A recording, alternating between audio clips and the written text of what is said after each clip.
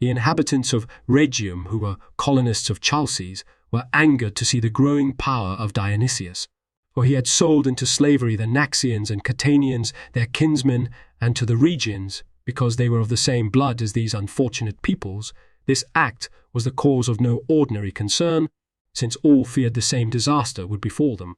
They therefore decided to take the field speedily against the tyrant, before he became entirely secure. Their decision upon war was forthwith supported strongly also by the Syracusans, who had been exiled by Dionysius, for most of them were at that time resident in Rhegium, and were continually discussing the matter, and pointing out that all the Syracusans would seize the occasion to join in an attack. In the end, the Rhegians appointed generals and sent out with them 6,000 infantry, 600 cavalry, and 50 triremes. The generals crossed the strait and induced the generals of the Messenians to join in the war, declaring that it would be a terrible thing for them to stand idly by when Greek cities and their neighbors had been totally destroyed by the tyrant. Now the generals were won over by the Rhegians, and, without obtaining a vote of the people, led forth their forces, which consisted of 4,000 infantry, 400 cavalry, and 30 triremes. But when the armaments we have mentioned had advanced as far as the borders of Messene, opposition broke out among the soldiers due to a harangue delivered by the Messenian Laomedon, for he advised them not begin a war against Dionysius, who had done them no wrong. Accordingly, the Messenian troops, since the people had not approved the war, followed his advice at once, and, deserting their generals, turned back home, and the Rhegians, since they were not strong enough alone for a battle, when they saw that the Messenians were disbanding their army, also turned back speedily to Rhegium. At the outset, Dionysius had led out his army to the border of the Syracusan territory, awaiting the attack of the enemy, but when he learned of their retirement, he led his forces back to Syracuse. When the Rhegians and Messenians sent ambassadors to treat upon terms of peace, he decided that it was to his advantage to put an end to enmity against these states, and concluded peace. When Dionysius observed that some of the Greeks were deserting to the Carthaginian domain, taking with them their justice and their estates, he concluded that so long as he was at peace with the Carthaginians, many of his subjects would be wanting to join their defection, whereas, if there were war, all who had been enslaved by the Carthaginians would revolt to him. And he also heard that many Carthaginians in Libya had fallen victims to a plague which had raged among them. Thinking for these reasons, then, that he had a favorable occasion for war, he decided that preparation should first be effected, for he assumed that the war would be a great and protracted one, since he was entering a struggle with the most powerful people of Europe. At once, therefore, he gathered skilled workmen, commandeering them from the cities under his control, and attracting them by high wages from Italy and Greece, as well as Carthaginian territory. For his purpose was to make weapons in great numbers, and every kind of missile, and also quadriremes and quinqueremes, no ship of the latter size having yet been built at that time. After collecting many skilled workmen, he divided them into groups in accordance with their skills, and appointed over them the most conspicuous citizens, offering great bounties to any who created a supply of arms. As for the armor, he distributed among them models of each kind, because he had gathered his mercenaries from many nations, for he was eager to have every one of his soldiers armed with the weapons of his people, conceiving that by such armor his army would, for this very reason, cause great consternation, and that in battle all of his soldiers would fight to best effect in armor to which they were accustomed. And since the Syracusans enthusiastically supported the policy of Dionysius, it came to pass that rivalry rose high to manufacture the arms. For not only was every space, such as the porticos and back rooms of the temples, as well as the gymnasia and colonnades of the marketplace, crowded with workers, but the making of great quantities of arms went on, apart from such public places in the most distinguished homes. In fact, the catapult was invented at this time in Syracuse, since the ablest skilled workmen had been gathered from everywhere into one place. The high wages as well as the numerous prizes offered the workmen who were judged to be the best stimulated their zeal. And over and above these factors, Dionysius circulated daily among the workers, conversed with them in kindly fashion, and rewarded the most zealous with gifts and invited them to his table. Consequently, the workmen brought unsurpassable devotion to the devising of many missiles and engines of war that were strange and capable of rendering great service. He also began the construction of quadriremes and quinqueremes, being the first to think of the construction of such ships. For, hearing that triremes had first been built in Corinth, he was intent, in his city that had been settled by a colony from there, on increasing the scale of naval construction. After obtaining leave to transport timber from Italy, he dispatched half of his woodmen to Mount Atney, on which there were heavy stands at that time of both excellent fir and pine, while the other half he dispatched to Italy, where he got ready teams to convey the timber to the sea, as well as boats and crews to bring the worked wood speedily to Syracuse. When Dionysius had collected an adequate supply of wood, he began at one and the same time to build more than 200 ships and to refit the 110 he already had, and he also constructed about the great harbour, as it is now called, 160 costly ship-sheds, and repaired the 150 which were already there.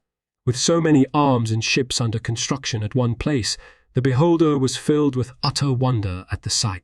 For whenever a man gazed at the eagerness shown in the building of the ships, he thought that every Greek in Sicily was engaged on their construction, and when, on the other hand, he visited the places where men were making arms and engines of war, he thought that all available labour was engaged on this alone. Moreover, despite the unsurpassable zeal devoted to the products we have mentioned, there were made 140,000 shields and a like number of daggers and helmets, and in addition corselates were made ready, of every design, and wrought with utmost art, more than 14,000 in number. These Dionysius expected to distribute to his cavalry and the commanders of the infantry, as well as to the mercenaries who were to form his bodyguard. He also had catapults made of every style and a large number of the other missiles. For half of the ships of war which were prepared, the pilots, officers at the bow, and rowers were drawn from citizens, while for the rest of the vessels Dionysius hired mercenary. When the building of the ships and the making of arms were completed, Dionysius turned his attention to the gathering of soldiers, for he believed it advantageous not to hire them far in advance in order to avoid heavy expenses. In this year, Aristidemus, the writer of tragedies, produced his first play, and he lived 60 years. The Romans were besieging Veii, and when a sortie was made from the city, some of the Romans were cut to pieces by the Veientes, and others escaped by shameful flight. When this year had come to an end, Ithacles was archon in Athens, and in Rome 5 military tribunes were established in place of the consuls: Lucius Julius, Marcus Aemilius, Marcus Aemilius, Gaius Cornelius, and Caesar Fabius. Dionysius, the tyrant of the Syracusans, as soon as the major part of the task of making arms and building a fleet was completed, turned at once to the gathering of soldiers. From the Syracusans he enrolled those who were fit for military service in companies, and from the cities subject to him he summoned their able men. He also gathered mercenaries from Greece, and especially from the Lacedaemonians, for they, in order to aid him in building up his power, gave him permission to enlist as many mercenaries from them as he might wish. And, speaking generally, since he made a point of gathering his mercenary force from many nations and promised high pay, he found men who were responsive. Since Dionysius was going to raise up a great war, he addressed himself to the cities of Sicily with courtesy, eliciting their goodwill. He saw that the Rhegians and Messenians who dwelt on the strait had a strong army mobilized, and he feared that, when the Carthaginians crossed over to Sicily, they would join the Carthaginians, for these cities would add no little weight to the side with which they allied themselves for the war. Since these considerations were the cause of great concern to Dionysius, he made a present to the Messenians of a large piece of territory on their borders, binding them to him by such a benefaction, and to the Rhegians he dispatched ambassadors, urging them to form a connection by marriage, and to give him in marriage a maiden who was a citizen of theirs.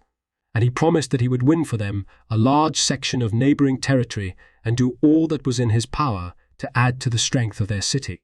For since his wife, the daughter of Hermocrates, had been slain at the time the cavalry revolted, he was eager to beget children, in the belief that the loyalty of his offspring would be the strongest safeguard of his tyrannical power.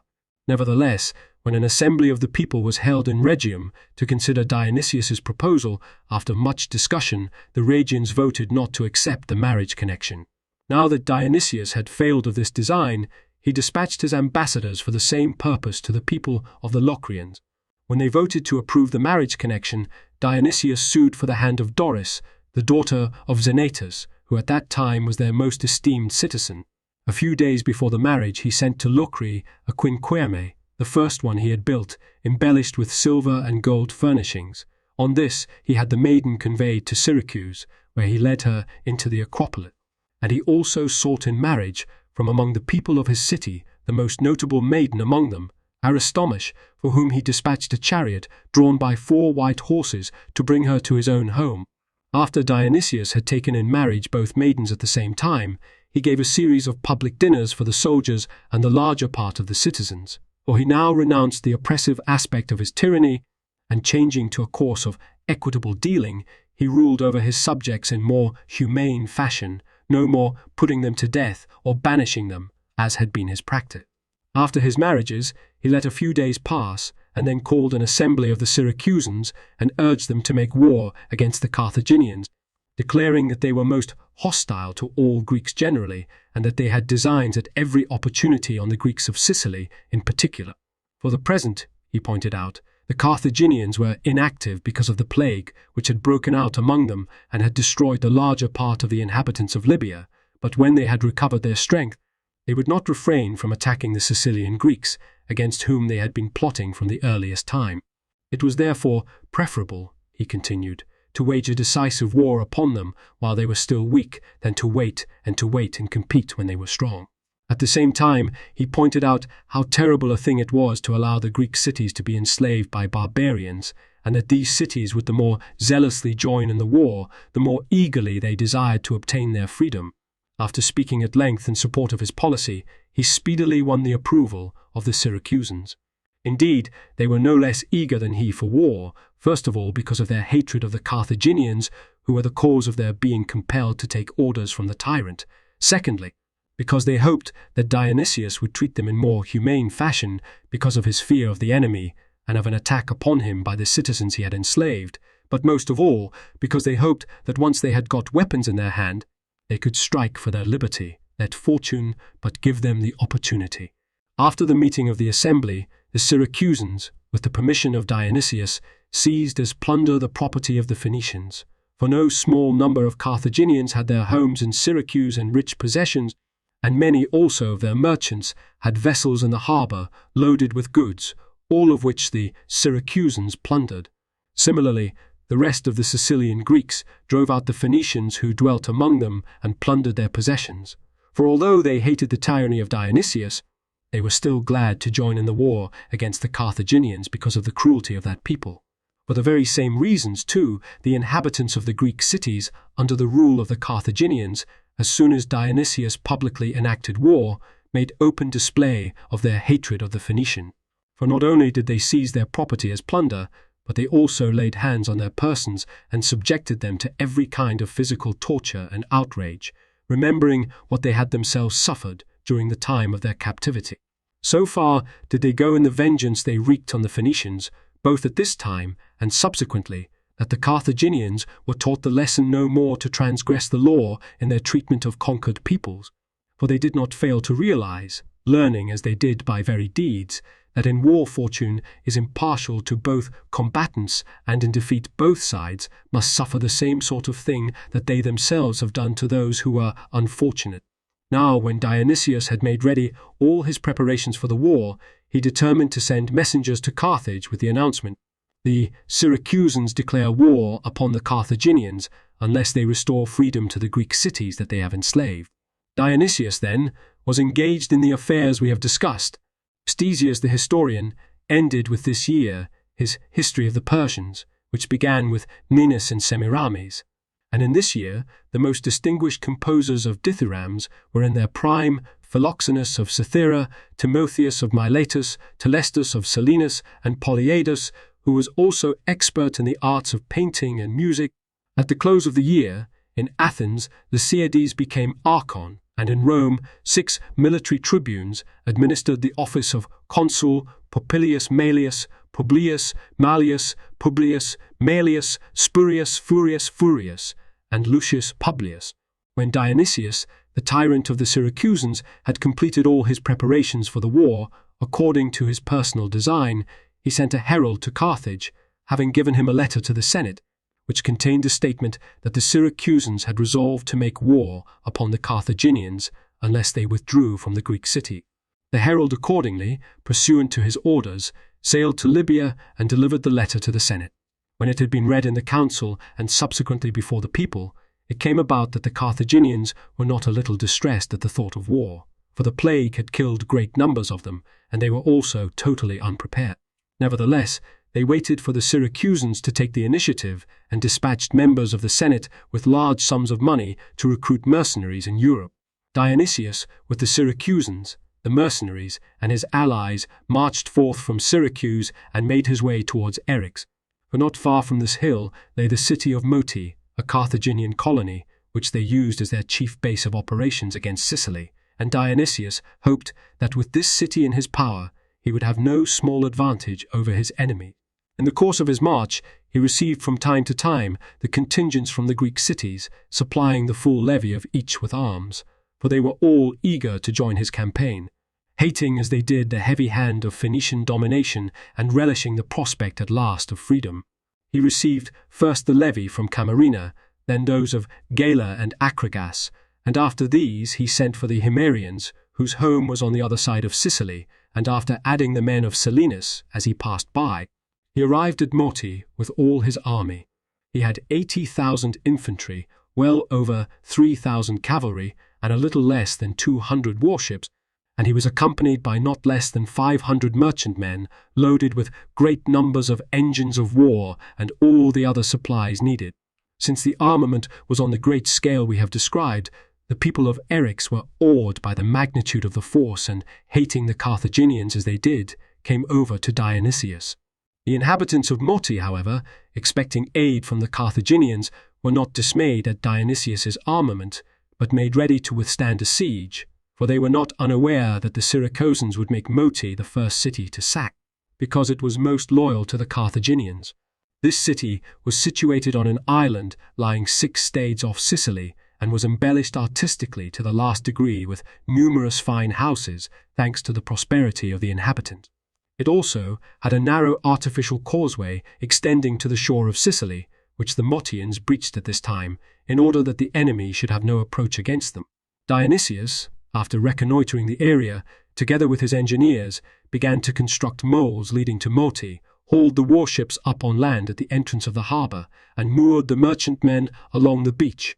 After this, he left Leptines his admiral in command of the works, while he himself set out with the infantry of his army against the cities that were allies of the Carthaginians. Now the Sicani, fearing the great size of the army, all went over to the Syracusans, and of the rest of the cities only 5 remained loyal to the Carthaginians, these being Halicia, Solus, Egesta, Panormus, and Entella. Hence Dionysius plundered the territory of Solus and Panormus, and that also of Haliciae, and cut down the trees on it, but he laid siege to Egesta and Entella with strong forces and launched continuous attacks upon them, seeking to get control of them by force. Such was the state of the affairs of Dionysius.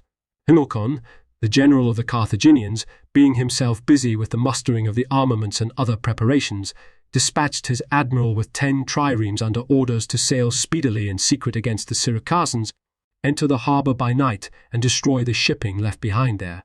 This he did, expecting to cause a diversion, and forced Dionysius to send part of his fleet back to the Syracusans. The admiral, who had been dispatched, carried out his orders with promptness, and entered the harbour of the Syracusans by night, while everyone was ignorant of what had taken place. Attacking unawares, he rammed the vessels lying at anchor along the shore, sank practically all of them, and then returned to Carthage. Dionysius, after ravaging all the territory held by the Carthaginians and forcing the enemy to take refuge behind walls, led all his army against Moti, for he hoped that when this city had been reduced by siege, all the others would forthwith surrender themselves to him. Accordingly, he at once put many times more men on the task of filling up the strait between the city and the coast, and, as the mole was extended, advanced his engines of war little by little toward the walls. Meanwhile, Hamilcar, the admiral of the Carthaginians, hearing that Dionysius had hauled his warships up on land, manned at once his 100 best triremes, for he assumed that if he appeared unexpectedly, he should easily seize the vessels which were hauled up on land in the harbour, since he would be master of the sea.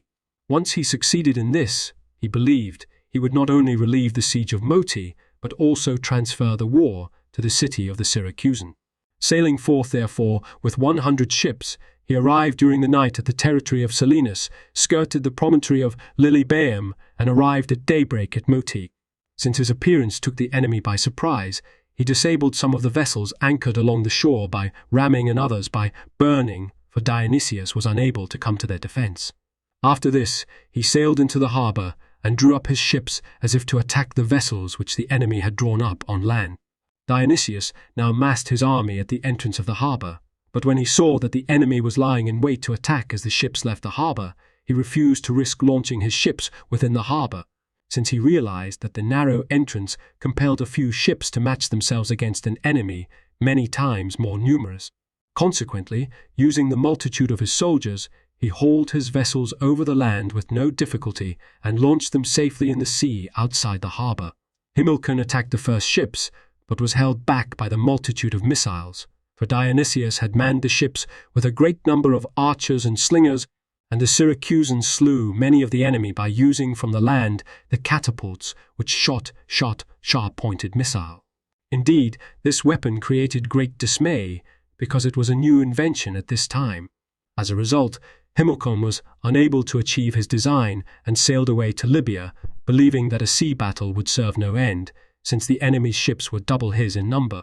After Dionysius had completed the mole by employing a large force of laborers, he advanced war engines of every kind against the walls and kept hammering the towers with his battering rams, while with the catapults he kept down the fighters on the battlements, and he also advanced against the walls his wheeled towers, 6 stories high, which he had built to equal the height of the houses. The inhabitants of Moti, now that the threat was at handgrips, were nevertheless not dismayed by the armament of Dionysius, even though they had for the moment no allies to help them.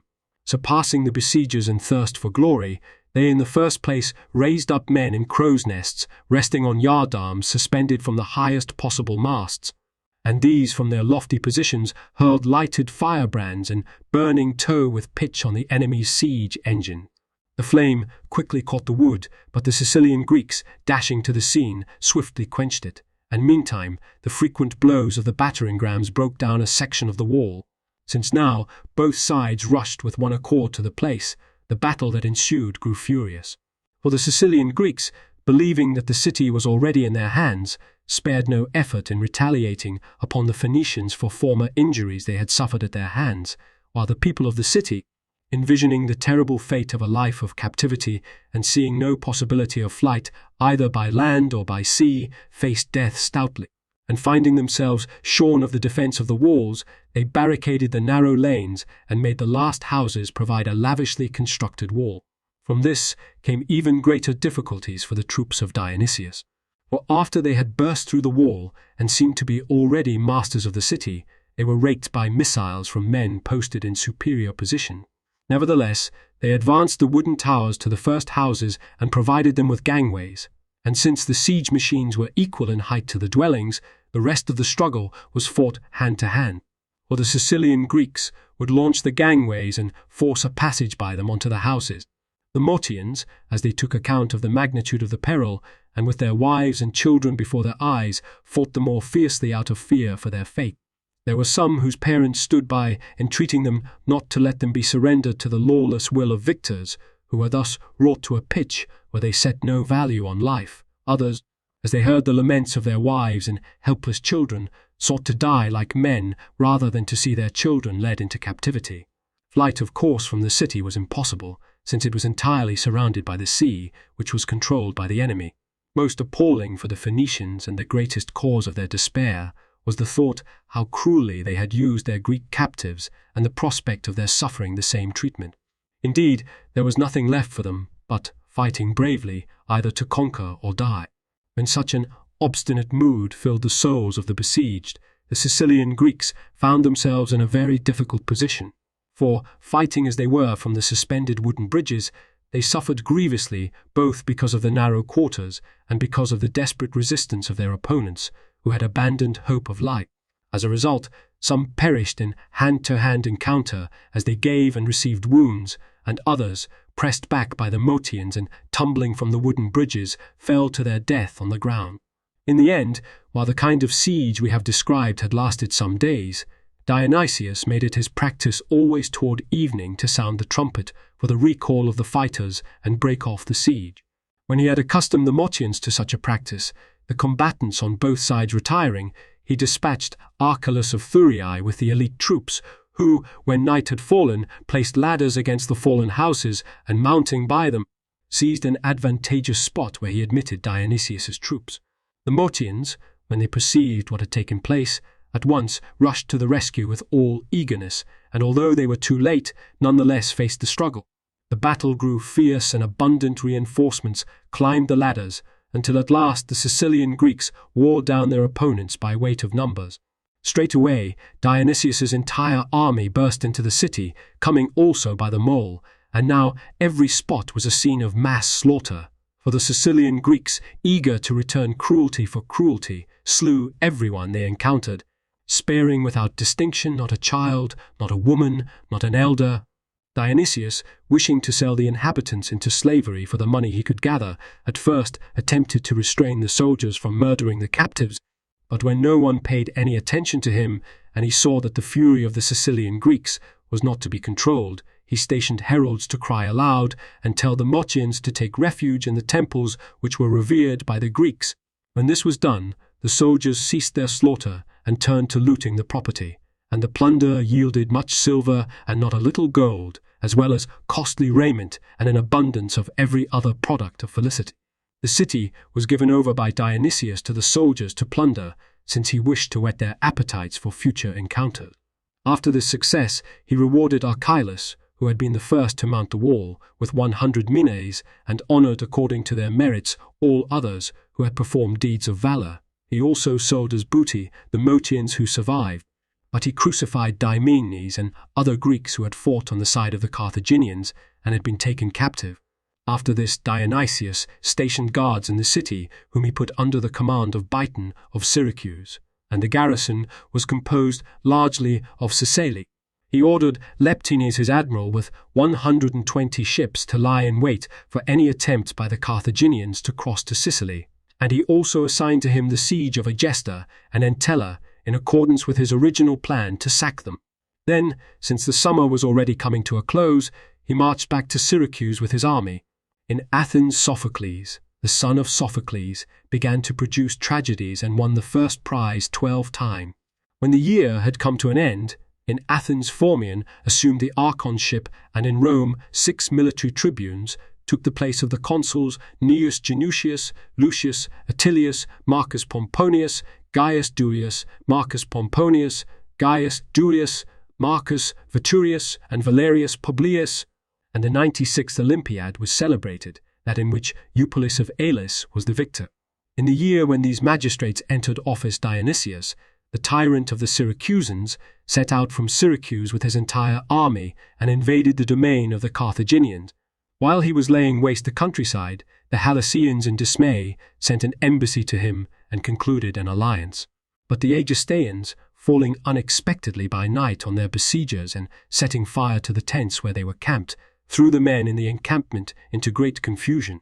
For since the flames spread over a large area and the fire could not be brought under control, a few of the soldiers who came to the rescue lost their lives, and most of the horses were burned, together with the tents.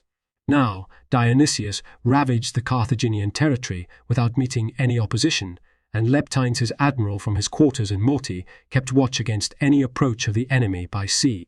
The Carthaginians, when they learned of the magnitude of the armament of Dionysius, resolved far to surpass him in their preparation. Consequently, lawfully, according Himilcon's sovereign power, they gathered armaments from all Libya as well as from Iberia, summoning some from their allies and in other cases hiring mercenaries. In the end, they collected more than 300,000 infantry, 4,000 cavalry, in addition to chariots, which numbered 400 ships of war, and over 600 other vessels to convey food and engines of war and other supply. These are the numbers stated by Ephorus. Timaeus, on the other hand, says that the troops transported from Libya did not exceed 100,000, and declares that an additional 30,000 were enlisted in Sicily. Hamilton gave sealed orders to all the pilots with commands to open them after they had sailed and to carry out the instruction. He devised this scheme in order that no spy should be able to report to Dionysius where they would put in, and the orders read for them to put in at Panormus. When a favorable wind arose, all the vessels cast off their cables and the transports put out to open sea, but the triremes sailed into the Libyan Sea and skirted the land. The wind continued favorable, and as soon as the leading vessels of the transports were visible from Sicily, Dionysius dispatched Leptines with 30 triremes under orders to ram and destroy all he could intercept. Leptines sailed forth promptly and straightway sank, together with their men, the first ships he encountered, but the rest, having all canvas spread and catching the wind with their sails, easily made their escape. Nevertheless, 50 ships were sunk, together with 5,000 soldiers and 200 chariots. After Hamilton had put in at Panormus and disembarked his army, he advanced toward the enemy, ordering the triremes to sail along beside him, and having himself taken Eryx by treachery as he passed, he took up quarters before Moti. Since Dionysius and his army were during this time at Egeste, Hamilton reduced Moti by siege. Although the Sicilian Greeks were eager for a battle, Dionysius conceived it to be better, both because he was widely separated from his allied cities and because the transport of his food supplies was reduced, to renew the war in other areas. Having decided, therefore, to break camp, he proposed to the Sicani to abandon their cities for the present and to join him in the campaign, and in return he promised to give them richer territory of about equal size and, at the conclusion of the war, to return to their native cities any who so wished. Of the Sicani, only a few, fearing that, if they refused, they would be plundered by the soldiers, agreed to Dionysius's offer.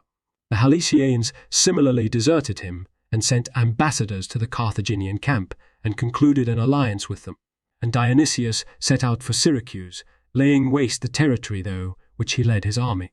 Hamilton, now that his affairs were proceeding as he wished, made preparations to lead his army against Messene, being anxious to get control of the city because of its favorable facilities, for it had an excellent harbor, capable of accommodating all his ships, which numbered more than 600, and Hamilton also hoped that, by getting possession of the straits, he would be able to bar any aid from the Italian Greeks and hold in check the fleets that might come from the Peloponnesus.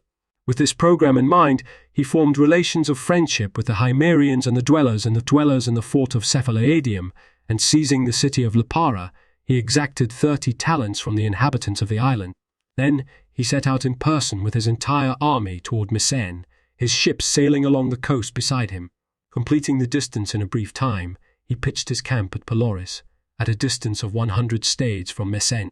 When the inhabitants of this city learned that the enemy was at hand, they could not agree among themselves about the war. One party, when they heard reports of the great size of the enemy's army, and observed that they themselves were without any allies, what is more, that their own cavalry were at Syracuse, were fully convinced that nothing could save them from capture. When contributed most to their despair was the fact that their walls had fallen down, and that the situation allowed no time for their repair. Consequently, they removed from the city their children and wives and most valuable possessions to neighboring cities. Another party of the Messenians, however, hearing of a certain ancient oracle of theirs which ran, "Carthaginians must be bearers of water in Messene," interpreted the utterance to their advantage, believing that the Carthaginians would serve as slaves in Mycenae. Consequently, not only were they in a hopeful mood, but they made many others eager to face battle for their freedom. At once, then, they selected the ablest troops from among their young men and dispatched them to Pelorus to prevent the enemy from entering their territory. While the Messenians were busied in this way, Hamilton, seeing that they had sallied against his place of landing, dispatched 200 ships against the city, for he hoped, as well he might, that while the soldiers were trying to prevent his landing, the crews of the ships would easily seize Messene, stripped of defenders as it was. A north wind sprang up, and the ships with all canvas spread entered the harbour, while the Messenians who were on guard at Pelorus, in spite of their hurried return, failed to arrive before the ships. Consequently, the Carthaginians invested Messene, forced their way through the fallen walls, and made themselves masters of the city. Of the Messenians, some were slain as they put up a gallant fight, others fled to the nearest cities, But the great mass of the common people took to flight through the surrounding mountains and scattered among the fortresses of the territory. Of the rest, some were captured by the enemy, and some, who had been cut off in the area near the harbour, hurled themselves into the sea in hopes of swimming across the intervening strait. These numbered more than 200, and most of them were overcome by the current, only 50 making their way in safety to Italy. Hamilton now brought his entire army into the city, and at first set to work to reduce the forts over the countryside. But since they were strongly situated, and the men who had fled to them put up gallant struggles, he retired to the city, having found himself unable to master them. After this, he refreshed his army and made preparations to advance against Syracuse.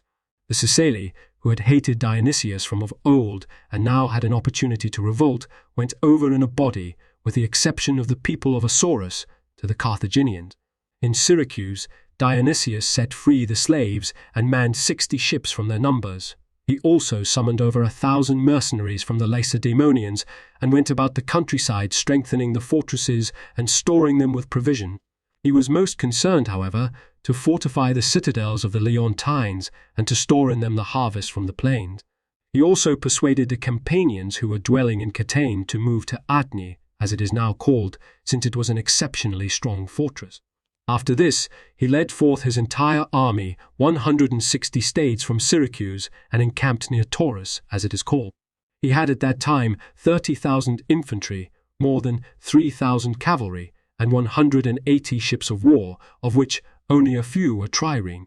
Hamilton threw down the walls of Messene and issued orders to his soldiers to raze to the ground the dwellings, and to leave not a tile or timber or anything else, but either to burn or break them. When the many hands of the soldiers speedily accomplished this task, no one would have known that the site had been occupied. For, reflecting that the place was far separated from the cities, which were his allies, and yet was the most strategically situated of any in Sicily, he had determined that he would see either that it was kept uninhabited or that it was an arduous and prolonged task to rebuild it. After Hamilton had exhibited his hatred for the Greeks by the calamity he visited upon the Messenians, he dispatched Magon his admiral with his naval armament under orders to sail to the peak known as Taurus. This area had been taken by Sicily in large numbers, who, however, had no leader. They had formerly been given by Dionysius the territory of the Naxians, but at this time, having been induced by Hamilton's offers, they occupied this peak. Since it was a strong position, both at this time and subsequent to the war, they made it their home, throwing a wall about it, and since those who gathered remained Menin upon Taurus, they named the city Tauromenium. Hamilton, advancing with his land forces, made so rapid a march that he arrived at the same time as Magon put in there by sea. But since there had recently been a fiery eruption from Aetne as far as the sea, it was no longer possible for the land forces to advance in the company of the ships as they sailed beside them. For the regions along the sea were laid waste by the lava, as it is called, so that the land army had to take it was way around the peak of Aetne. Consequently, he gave orders to Magon to come to port at Catane, while he himself advanced speedily through the heart of the country with the intention of joining the ships on the Catanean shore, for he was concerned lest, when his forces were divided, the Sicilian Greeks should fight a battle with Magon at sea. And this is what actually took place. For Dionysius, when he realized that Magon had a short sail, whereas the route of the land forces was toilsome and long, hastened to Catane with the object of attacking Magon by sea before the arrival of Hamilton. His hope was that his land forces, lined up along the coast, would embolden his own troops, while the enemy would be the more fearful, and, what was the most important consideration, that if he should suffer a reverse of some kind, the ships in distress would be able to take refuge in the camp of the land forces. With this purpose in mind, he dispatched Leptines with his whole fleet under orders to engage with his ships in close order, and not to break his line, lest he be endangered by the great numbers of his opponents. For, including merchantmen and oared vessels with brazen beaks, Magon had no less than 500 ships. When the Carthaginians saw the shore thronged with infantry and the ships of the Greeks bearing down on them, they were at once not a little alarmed and began to make for the land. But later, when they realized the risk they ran of destruction in giving battle at the same time, both to the fleet and to the infantry, they quickly changed their mind. Deciding, therefore, to face the battle at sea, They drew up their ships and awaited the approach of the enemy. Leptines advanced with his 30 best vessels far ahead of the rest and joined battle, in no cowardly fashion, but without prudence. Attacking forthwith the leading ships of the Carthaginians, at the outset he sank no small number of the opposing triremes. But when Magan's massed ships crowded about the 30, the forces of Leptines surpassed in valour, but the Carthaginians in numbers. Consequently, as the battle grew fiercer, the steersmen laid their ships broadside in the fighting, and the struggle came to resemble conflicts on land. For they did not drive upon the opposing ships from a distance in order to ram them, but the vessels were locked together and the fighting was hand to hand. Some, as they leaped for the enemy's ships, fell into the sea, and others, who succeeded in their attempt, continued the struggle on the opponent's ships. In the end, Leptines was driven off and compelled to flee to the open sea, and his remaining ships, attacking without order, were overcome by the Carthaginians. For the defeat suffered by the admiral raised the spirits of the Phoenicians and markedly discouraged the Sicilian Greeks.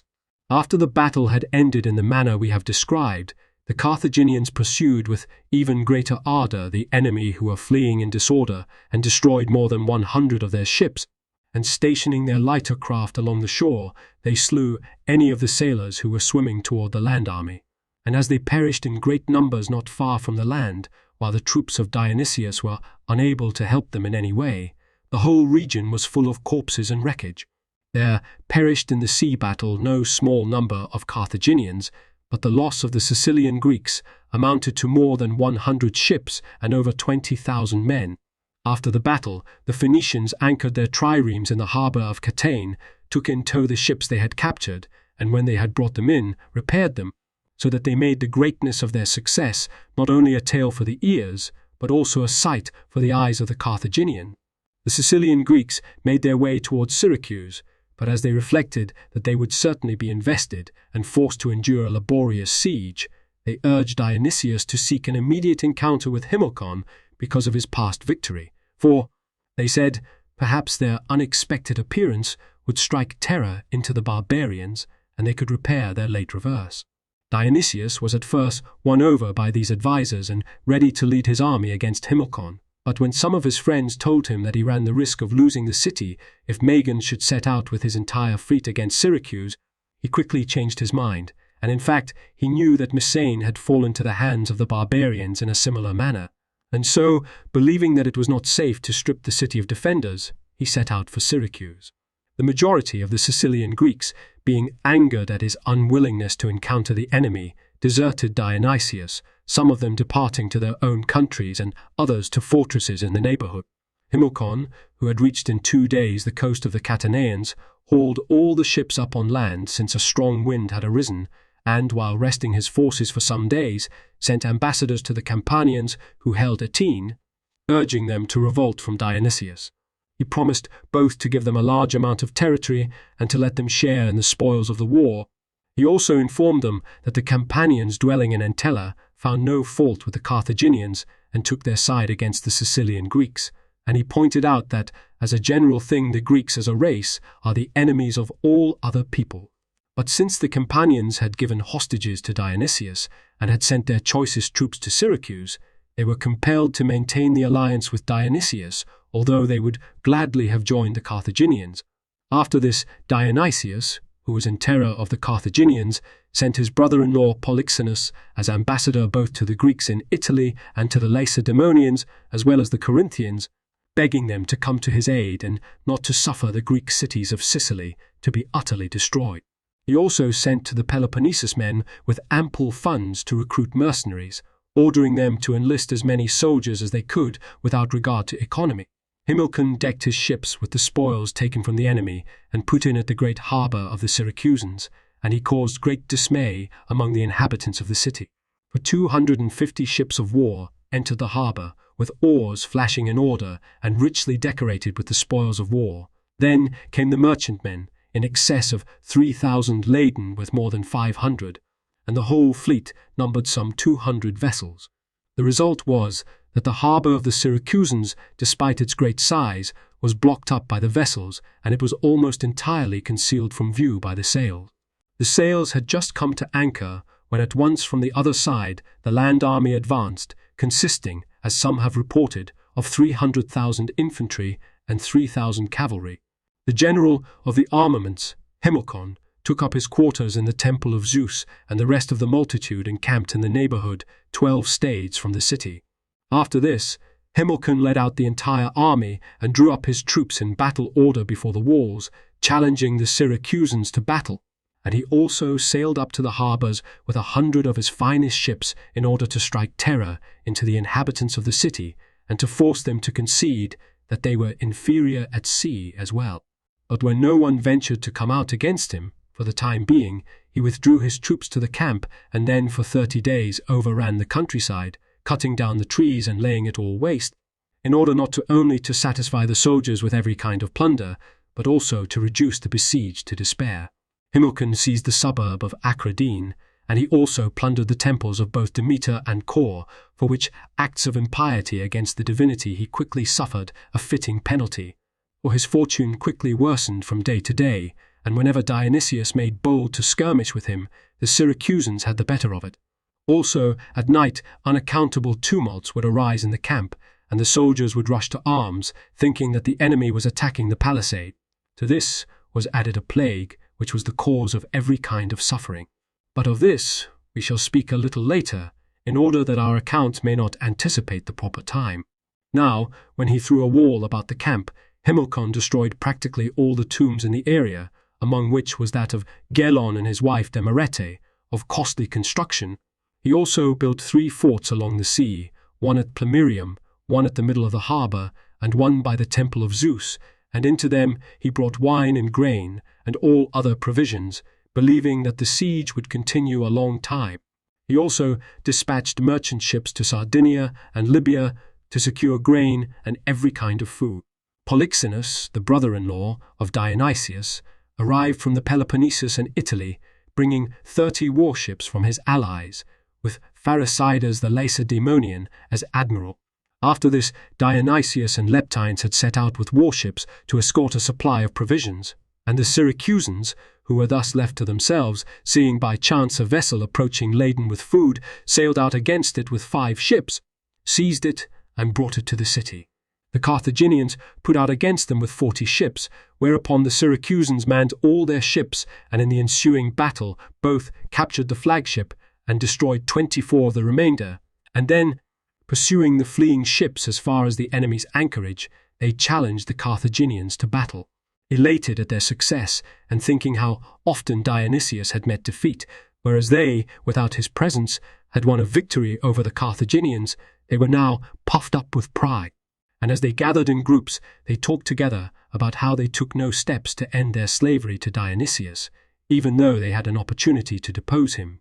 For up until then they had been without arms, but now, because of the war, they had weapons at their command.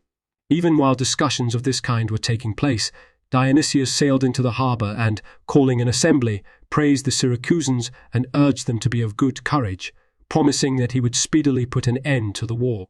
And he was on the point of dismissing the assembly when Diodorus, a Syracusan, who was held in high esteem among the cavalry and was considered a man of action, made bold to speak as follows in regard to their liberty. Although Dionysius has introduced some falsehoods, the last statement he made was true, that he would speedily put an end to the war. He could accomplish this if he were no longer our commander, for he has often been defeated, but had returned to the citizens the freedom their fathers enjoyed.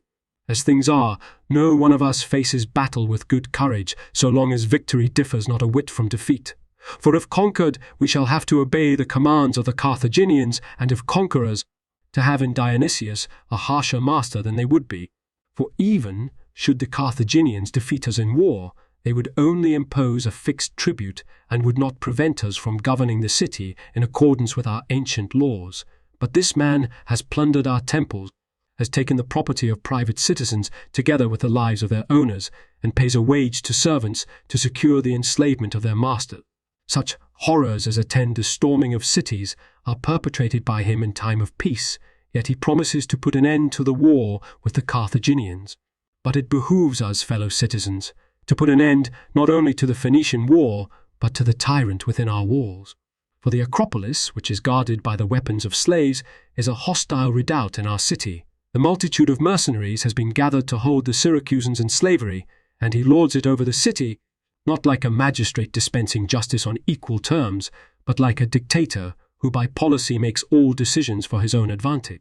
For the time being, the enemy possess a small portion of our territory, but Dionysius has devastated it all and given it to those who join in increasing his tyranny. How long, then, are we to be patient though we suffer such abuses as brave men endure to die rather than to experience them? In battle against the Carthaginians, we bravely face the final sacrifice, but against a harsh tyrant in behalf of freedom and our fatherland, even in speech, we no longer dare to raise our voices.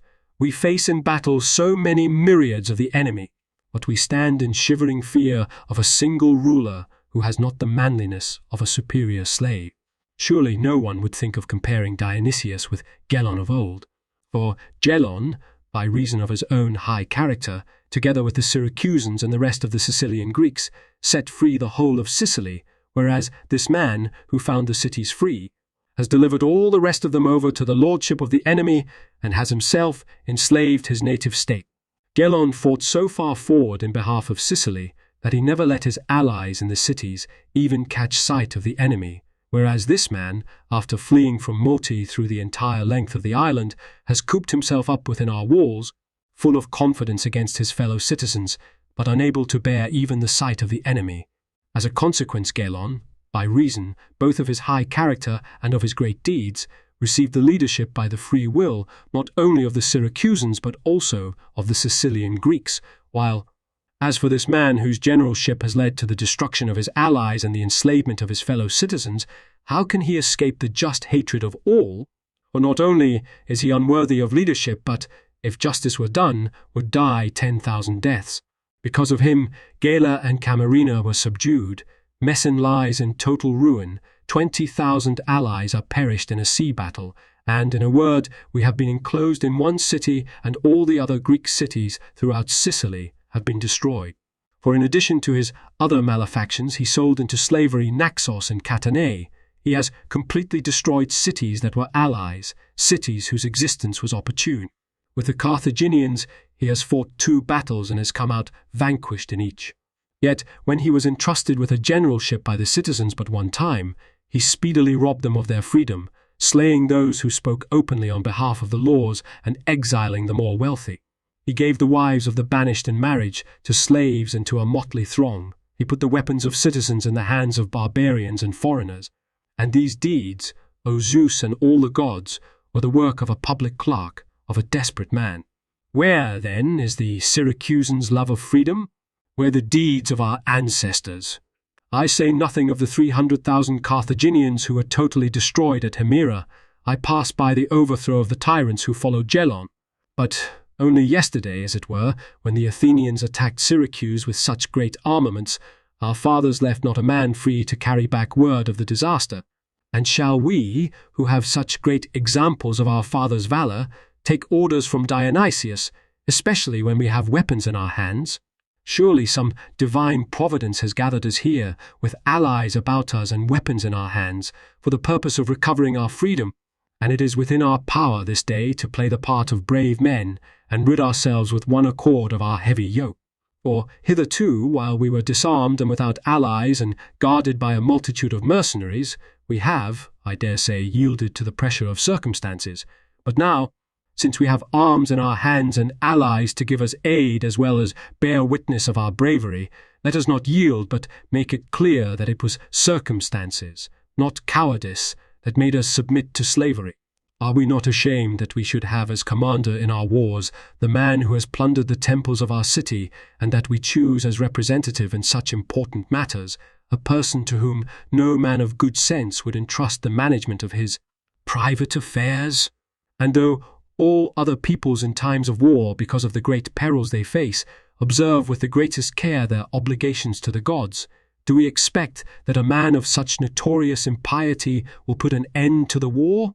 In fact, if a man cares to put a finer point on it, he will find that Dionysius is as weary of peace as he is of war. For he believes that, as matters stand, the Syracusans, because of their fear of the enemy, will not attempt anything against him, but that once the Carthaginians have been defeated, they will claim their freedom, since they will have weapons in their hands and will be proudly conscious of their deeds. Indeed, this is the reason, in my opinion, why in the first war he betrayed Gela and Camarina and made these cities desolate, and why in his negotiations he agreed that most of the Greek cities should be given over to the enemy. After this, he broke faith in time of peace with Naxos and Catanea and sold the inhabitants into slavery, razing one to the ground and giving the other to the Campanians from Italy to dwell in. And when, after the destruction of these peoples, the rest of Sicily made many attempts to overthrow his tyranny, he again declared war upon the Carthaginians, for his scruple against breaking his agreement in violation of the oath he had taken was not so great as his fear of the surviving concentrations of the Sicilian Greeks. Moreover, it is obvious that he has been at all times on the alert to effect their destruction. First of all, at Panormus, when the enemy were disembarking and were in bad physical condition after the stormy passage, he could have offered battle, but did not choose to do. After that, he stood idly by and sent no help to Messene, a city strategically situated and of great size, but allowed it to be razed, not only in order that the greatest possible number of Sicilian Greeks should perish, but also that the Carthaginians might intercept the reinforcements from Italy and the fleets from the Peloponnesus. Last of all, he joined battle offshore at Catane, careless of the advantage of pitching battle near the city, where the vanquished could find safety in their own harbours. After the battle, when strong winds sprang up and the Carthaginians were forced to haul their fleet up on land, he had a most favourable opportunity for victory, for the land forces of the enemy had not yet arrived, and the violent storm was driving the enemy's ships on the shore.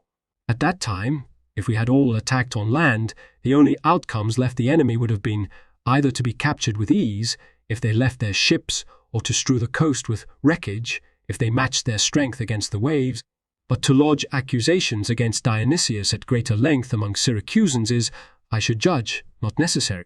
For if men who have suffered in very deed such irretrievable ruin are not roused to rage, will they, forsooth, be moved by words to wreak vengeance upon him? Men, too, who have seen his behaviour as the worst of citizens, the harshest of tyrants, the most ignoble of all generals, for as often as we have stood in line of battle under his command, so often have we been defeated, whereas, but just now, when we fought independently, we defeated with a few ships the enemy's entire force.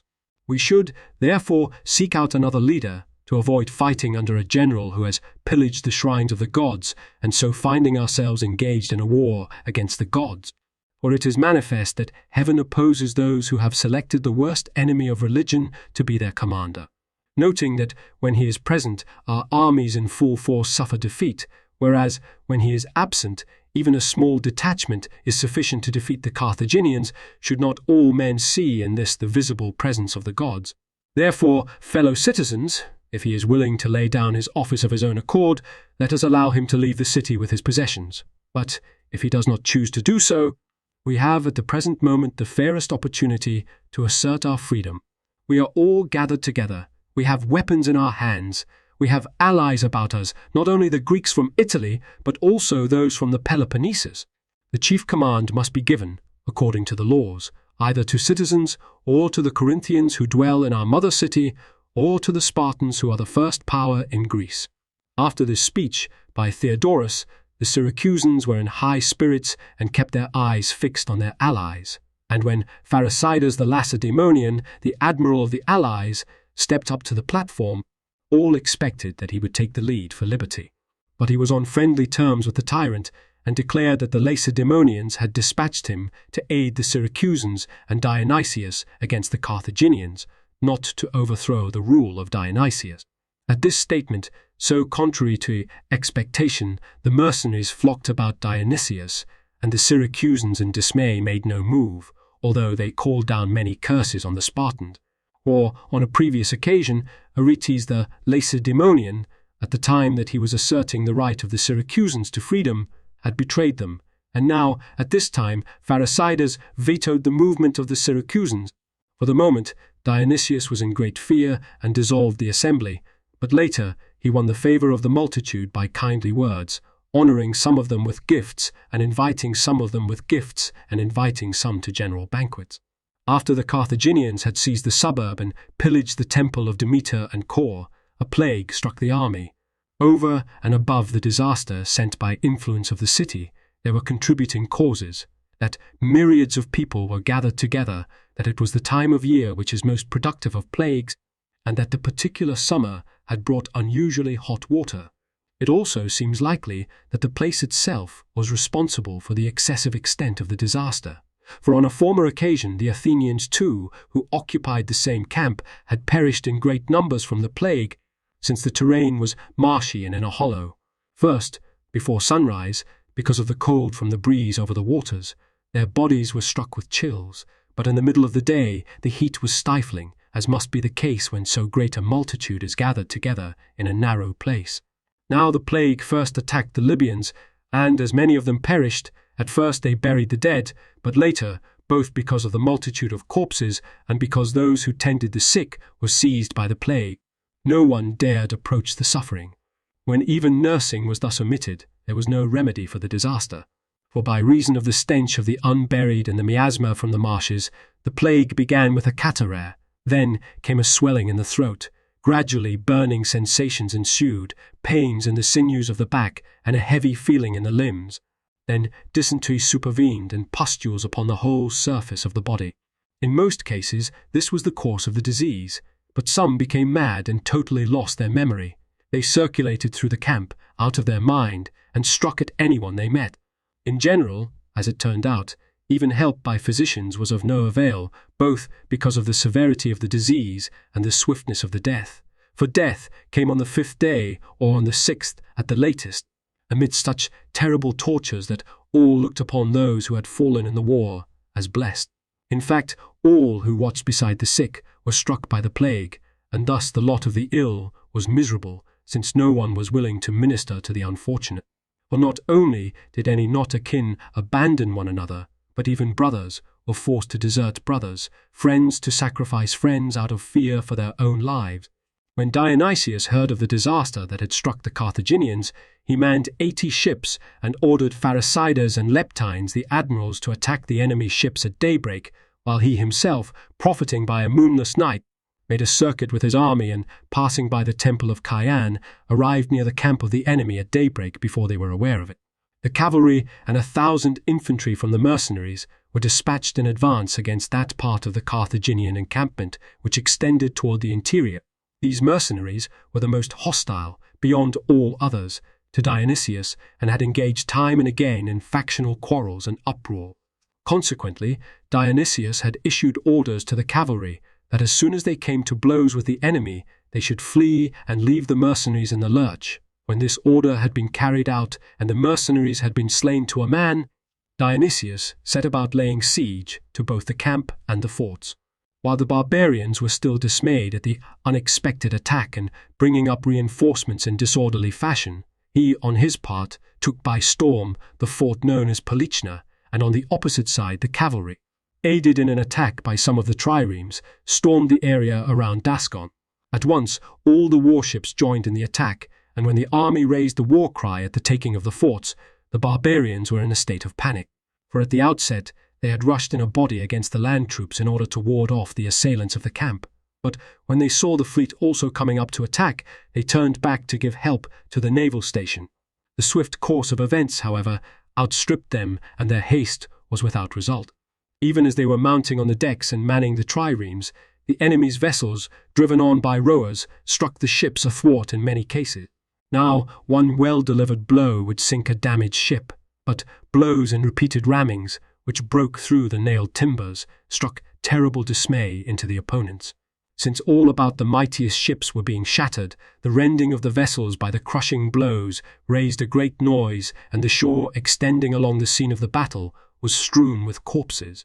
The Syracusans, eagerly cooperating in their success, rivaled one another in great zeal to be the first to board the enemy's ships, and surrounding the barbarians, who were terror-stricken at the magnitude of the peril they faced, put them to death. Nor did the infantry who were attacking the naval station show less zeal than the others, and among them, it so happened, was Dionysius himself, who had ridden on horseback to the section about Dascon. Finding there 40 ships of 50 oars, which had been drawn up on the beach, and beside them merchant ships and some triremes at anchor. They set fire to them. Quickly, the flame leapt up into the sky and, spreading over a large area, caught the shipping, and none of the merchants or owners was able to bring any help because of the violence of the blaze. Since a strong wind arose, the fires carried from the ships drawn up on land to the merchantmen lying at anchor. When the crews dived into the water from fear of suffocation and the anchor cables were burnt off, the ships came into collision because of the rough seas, some of them being destroyed as they struck one another, and others as the wind drove them about, but the majority of them were victims of the fire. Thereupon, as the flames swept up through the sails of the merchant ships and consumed the yardarms, the sight was like a scene from the theatre to the inhabitants of the city, and the destruction of the barbarians resembled that of men struck by lightning from heaven for their impiety. Forthwith, elated by their Syracusan successes, both the oldest youths and such aged men as were not yet entirely incapacitated by years manned lighters, and approaching without order altogether, made for the ships in the harbour. Those which the fire had ruined they plundered, stripping them of anything that could be saved, and such as were undamaged they took in tow and brought to the city. Thus, even those who by age were exempt from war duties were unable to restrain themselves, but in their excessive joy their ardent spirit prevailed over their age. When the news of the victory ran through the city, children and women, together with their households, left their homes, everyone hurrying to the walls, and the whole extent was crowded with spectators. Of these, some raised their hands to heaven and returned thanks to the gods, and others declared that the barbarians had suffered the punishment of heaven for their plundering of the temple. For, from a distance, the sight resembled a battle with the gods, such a number of ships going up in fire, the flames leaping aloft among the sails, the Greeks applauding every success with great shouting, and the barbarians in their consternation at the disaster keeping up a great uproar and confused crying. But as night came, the battle ceased for the time, and Dionysius kept to the field against the barbarians, pitching a camp near the temple of Zeus. Now that the Carthaginians had suffered defeat on land as well as on sea, they entered into negotiations with Dionysius without the knowledge of the Syracusans. They asked him to allow their remaining troops to cross back to Libya, and promised to give him the 300 talents which they had there in their camp. Dionysius replied that he would not be able to allow the whole army to escape, but he consented to their citizen troops alone withdrawing secretly at night by sea, for he knew that the Syracusans and their allies would not allow him to make any such terms with the enemy. Dionysius acted as he did to avoid the total destruction of the Carthaginian army, in order that the Syracusans, by reason of their fear of the Carthaginians, should never find a time of ease to assert their freedom. Accordingly, Dionysius agreed that the flight of the Carthaginians should take place by night on the 4th day hence, and led his army back into the city. Hamilcar during the night conveyed the 300 talents to the Acropolis, and delivered them to the persons stationed on the island by the tyrant, and then himself, when the time agreed upon had arrived, manned 40 triremes during the night with the citizens of Carthage, and began his flight, abandoning all the rest of his army. He had already made his way across the harbour, when some of the Corinthians observed his flight and speedily reported it to Dionysius. Since Dionysius took his time in calling the soldiers to arms and gathering the commanders, the Corinthians did not wait for him but speedily put out to sea against the Carthaginians, and vying with each other in their rowing, they caught up with the last Phoenician ships, which they shattered with their rams and sent to the bottom. After this, Dionysius led out the army, but the Sicily, who were serving in the army of the Carthaginians, forestalling the Syracusans, fled through the interior and, almost to a man, made their way in safety to their native homes. Dionysius stationed guards at intervals along the roads, and then led his army against the enemy's camp while it was still night. The barbarians, abandoned as they were by their general, by the Carthaginians, and by the Sicily as well, were dispirited and fled in dismay.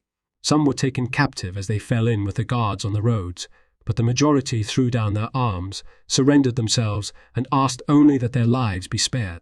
Some Iberians alone massed together with their arms and dispatched a herald to treat about taking service with him. Dionysius made peace with the Iberians and enrolled them in his mercenaries, but the rest of the multitude he made captive, and whatever remained of the baggage he turned over to the soldiers to plunder. With such swiftness did fortune work a change in the affairs of the Carthaginians, and point out to all mankind that those who become elated above due measure quickly give proof of their own weakness. For they who had in their hands practically all the cities of Sicily, with the exception of Syracuse, and expected its capture, of a sudden were forced to be anxious for their own fatherland. They who overthrew the tombs of the Syracusans gazed upon 150,000 dead lying in heaps and unburied because of the plague. They who wasted with fire the territory of the Syracusans now in their turn saw their own fleet of a sudden go up in flames. They who so arrogantly sailed with their whole armada into the harbour and flaunted their successes before the Syracusans had little thought that they were to steal away by night and leave their allies at the mercy of their enemy. The general himself, who had taken the temple of Zeus for his headquarters and the pillaged wealth of the sanctuaries for his own possession, slipped away in disgrace to Carthage with a few survivors, in order that he might not by dying and paying a debt to nature go unscathed for his acts of impiety, but should, in his native land, lead a life that was notorious, while reproaches were heaped on him on every hand. Indeed, so calamitous was his lot that he went about the temples of the city in the cheapest clothing, charging himself with impiety and offering acknowledged retribution to heaven for his sins against the gods. In the end, he passed sentence of death upon himself and starved himself to death. And he bequeathed to his fellow citizens a deep respect for religion, for straightway fortune heaped upon them the other calamities of war as well. When the news of the Carthaginian disaster had spread throughout Libya, their allies, who had long hated the oppressive rule of the Carthaginians, and even more at this time because of the betrayal of the soldiers at Syracuse, were inflamed against them. Consequently, being led on partly by anger and partly by contempt for them because of the disaster they had suffered, they endeavoured to assert their independence. After exchanging messages with one another, they collected an army, moved forward, and pitched camp in the open. Since they were speedily joined not only by freemen but also by slaves, there was gathered in a short time a body of 200,000 men. Seizing Tynes, a city situated not far from Carthage, they based their line of battle on it, and since they had the better of the fighting, they confined the Phoenicians within their walls. The Carthaginians, against whom the gods were clearly fighting, at first gathered in small groups and in great confusion and besought the deity to put an end to its wrath. Thereupon, the entire city was seized by superstitious fear and dread, as every man anticipated in imagination the enslavement of the city. Consequently, they voted by every means to propitiate the gods who had been sinned against. Since they had included neither Kor nor Demeter in their rites, they appointed their most renowned citizens to be priests of these goddesses, and consecrating statues of them with all solemnity, they conducted their rites, following the ritual used by the Greeks. They also chose out the most prominent Greeks who lived among them and assigned them to the service of the goddesses. After this, they constructed ships and made careful provision of supplies for the war. Meanwhile, the revolters, who were a motley mass, possessed no capable commanders, and what was of first importance, they were short of provisions because they were so numerous, while the Carthaginians brought supplies by sea from Sardinia. Furthermore, they quarrelled among themselves over the supreme command, and some of them were bought off with Carthaginian money and deserted the common cause. As a result, both because of the lack of provisions and because of treachery on the part of some, they broke up and scattered to their native lands, thus relieving the Carthaginians of the greatest fear. Such was the state of affairs in Libya at this time. Dionysius, seeing that the mercenaries were most hostile to him, and fearing that they might depose him, first of all arrested Aristotle, their commander. At this, when the body of them ran together under arms and demanded their pay with some sharpness, Dionysius declared that he was sending Aristotle to Lacedaemon to face trial among his fellow citizens, and offered to the mercenary, who numbered about 10,000, in lieu of their pay, the city and territory of the Leontines. To this they gladly agreed because the territory was good land, and after portioning it out in allotments, they made their home in Leontini. Dionysius then recruited other mercenaries and trusted in them and his freedmen to maintain the government. After the disaster which the Carthaginians had suffered, the survivors from the cities of Sicily that had been enslaved gathered together, gained back their native lands, and revived their strength. Dionysius settled in Mycenae 1,000 Locrians, 4,000 Medmaeans, and 600 Messenians from the Peloponnesus, who were exiles from Zacynthus and Naupactus. But when he observed that the Lacedaemonians were offended that the Messenians whom they had driven out were settled in a renowned city, he removed them from Mycenae, and giving them a place on the sea, he cut off some area of Abacaine and annexed it to their territory. The Messenians named their city Tyndaris, and by living in concord together and admitting many to citizenship, they speedily came to number more than 5,000 citizens. After this, Dionysius waged a number of campaigns against the territory of the Sicily, in the course of which he took Menaenum and Morgantinum and struck a treaty with Agirus, the tyrant of the Agirus, the tyrant of the Agironians, and Damon, the lord of the Centauropans, as well as with the Herbateans and the Assorini. He also gained by treachery Cephaladium, Solus, and Enna, and made peace, besides with the Herbacini. Such was the state of affairs in Sicily at this time. The Lorb Editor's Notes, 1 CP. Chap. 15. 2. Or they faced the same danger as 3. W. Tarn, Hellenistic Military and Naval Developments, Pone 130-131, questions the invention of quinqueremes at this time, since they are not heard of again until the time of Alexander the Great. 4 machines for throwing heavy missiles were known to the Assyrians several centuries before this, and their use was probably brought to the west by the Carthaginians, from whom the Western Greeks learned of them. 5. Of Athens. 6. The Strait of Messina. 7 CP. Book 13.112. 4. 8 more on the reply in chap. 107. 9. The Pisophyrian Locrians in the toe of Italy. 10. Daughter of Hipparinus and sister of the famous Dion. Book 16.6. 11. Teep. Book 1.32. 4. 12. The name should be Suniades, Kirchner, Prosopographia Attica, 12,817. 13. There are only 4 names, and they differ considerably from those in Livy, 5.12. 14. Presumably in Spain, where Hannibal had formerly gathered mercenaries, Book 13.44. 15 CP. Book 4.83. 16. Brother of the Tyrant. 17. On the origin of the Sicani Sea Book, 5.6. 18. To Syracuse is meant as also just below. 19. In the narrow entrance, Dionysius could not use the great advantage he had in numbers.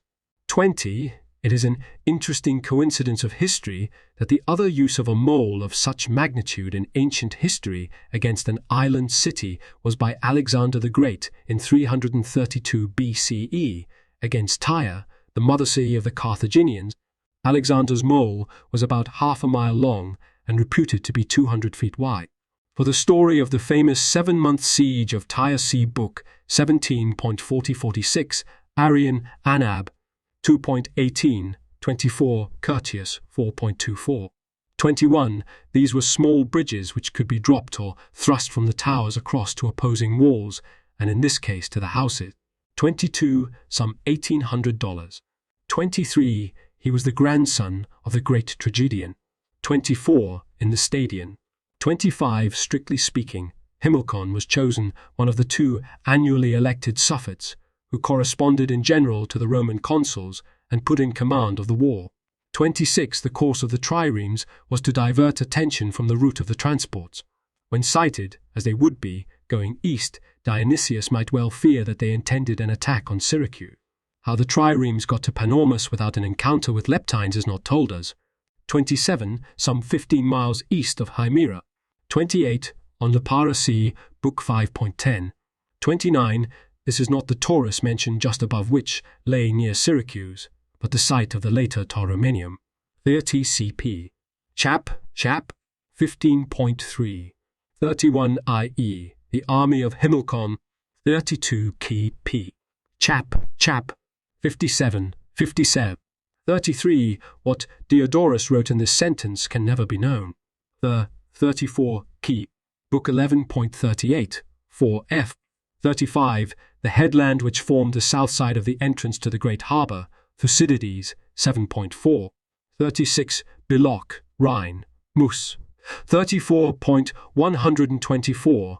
thinks that Pharisaides is the Pharax of Xenophon Hell, 3.212, who was Spartan admiral in 397 BCE, 37 CP. Chap.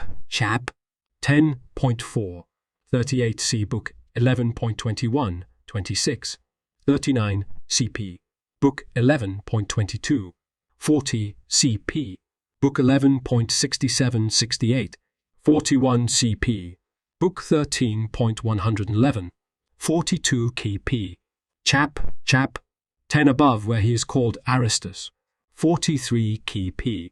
Book 13.12, 44 perhaps the text added, or the dead. 45 Hans Zinser, Rats, Lice and History, Pone 124, 127, thinks that this plague was the severe, confluent type of smallpox with death on the 5th or 6th day is not exceptional, despite the fact that there is almost general agreement among scholars that smallpox was not known in the Greek and Roman classical period. 46 KP. Book 5.4. 47. These Iberians turn up later among the troops sent by Dionysius to aid the Lacedaemonians in 369 BCE, Book 15.70, Xenophon, Hell, 7.120. 48 from Medma, a city of Bruttium, founded by the Locrians, Strabo, 6.15. Thayer's notes. Just a guess, but this may be what caused the plague, displacing large numbers of dead bodies in the hottest part of summer, 70.4 F, hurriedly, and thus most likely without taking precaution. Can't be good for an army's health. E.B., the modern Tunis. The previous next to images with borders lead to more information. The thicker the border, the more information. Details here, thanks to Jonna Lendering of Livius for sharing in the labor of proofreading the web transcription of this book. Up to Diodorus, Classical Texts, Lacus Curtius Home. A page or image on this site is in the public domain only if its URL has a total of 1 asterisk. If the URL has 2 asterisks, the item is copyright someone else and used by permission or fair use. If the URL has none, the item is C. Bill Thayer. See my copyright page for details and contact information. Page updated 5 Org 16.